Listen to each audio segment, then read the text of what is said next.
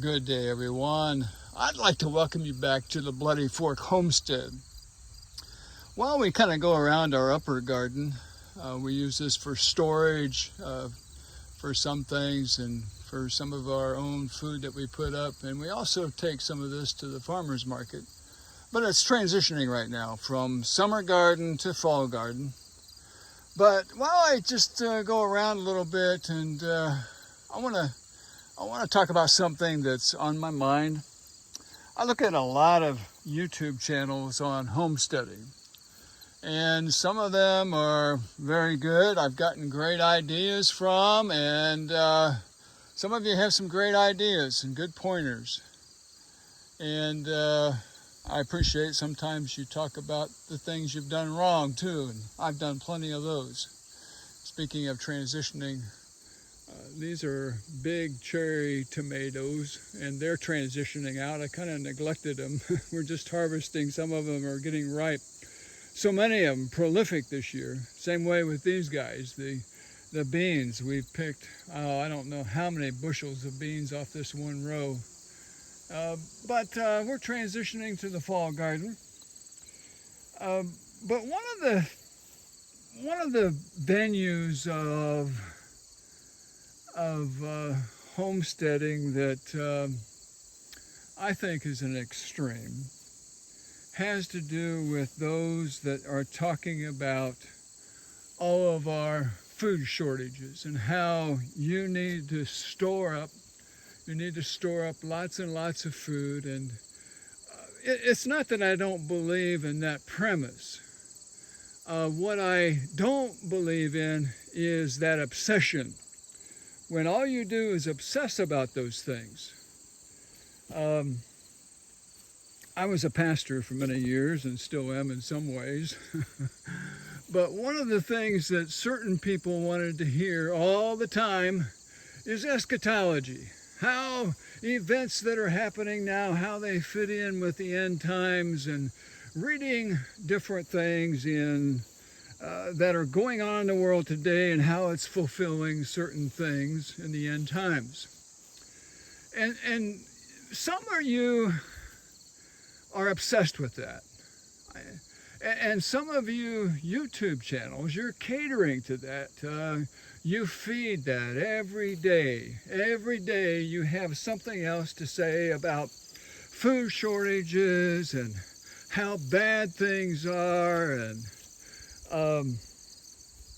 now, we really don't know what's going to happen tomorrow as we transition here. There's a couple of things that I'm transitioning to fall-wise, like peas. Time to plant peas again, and I've got some spinach planted in this area and some carrots and other things that I'm protecting right now in this area. But if that's your obsession every day, where's the joy in that? I think one of the things that God has given us is abundant provision to enjoy. The scripture says, you open your hand and you satisfy the desire of every living thing. I've got a group of goats way over there. I don't know if you can see them. But they're laying down and they're sitting in the sun. They're enjoying what God provided for them. You know, and that, I believe, is what's missing. Some of you are so obsessed with those other things that you're missing out on some joy, some things that are here to enjoy that God has provided. We have some more butternut squash coming up over here. Sorry for the shakiness. And also we have some asparagus that loves the wetness. We've had plenty of that here in the mountains. But to enjoy what God's created. Look for the joy in every day. Some of you are looking for the latest thing that's happening with the food shortage or inflation, that you're missing out on the joy. I mean, there's more to life than that. There's more to life in your eschatological understanding. There's a lot of joy in life. Sit down, lay down, and contemplate. The Lord is my shepherd. I shall not want. I will, he makes me lie down in green pastures. God provides. He's the provider. It might be wise to store up some things, but take time to smell the roses. Take time to enjoy life. We've got some kale coming up over here again, and I planted some mesclun mix over here that I'll probably end up covering. But transitioning.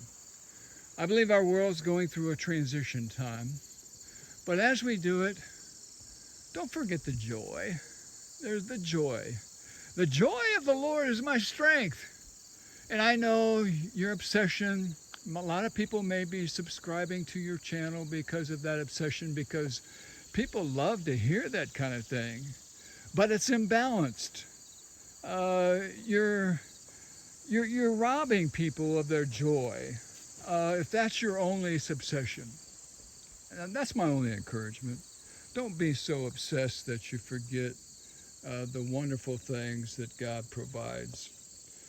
Every day, take time to be thankful for what God's given.